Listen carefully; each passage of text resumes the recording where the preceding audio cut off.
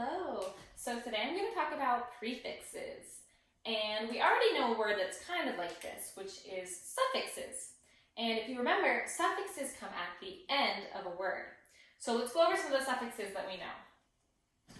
We know ing, we know s, and we know ed.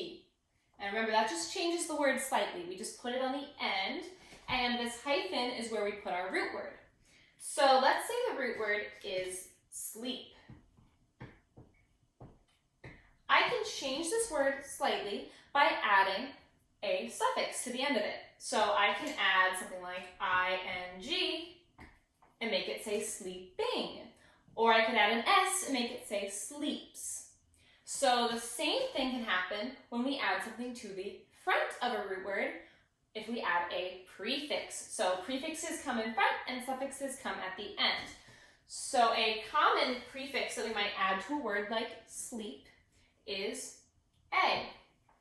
Just the letter A can change it from sleep to asleep. Like you might say that you were asleep. So picture the root word as the roots of the flower and the prefix as what comes before it, right in the middle of that flower. So we can also add this same prefix to a couple other words to change them just slightly. So we might add an A to the word wake to make it say awake. Now the letter A isn't a word by itself, and it actually sounds like the A in adopt. So you can't just have an A alone, but you can put it in front of a word like wake to make it say awake. And one other word that we can put this prefix A on is rose, not like the flower rose, but you can put it in front of rose to say arose, like he arose from his bed. So the prefix A is the most common one, and that's the first one that we're going to learn, but there are a couple other important prefixes for you to know that can change the word slightly. The prefix un can be added before a word to say that you did something and then you undid it. So it's like the opposite of it. So like the word undo. You can do something and then you can undo it.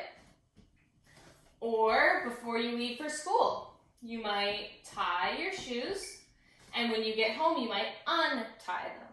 So it's undoing it, it's reversing it. Another common prefix is re, which means to do it again. So you can read a book, and then it's probably good for you to reread it, to read it again. And one last one that I want to show you.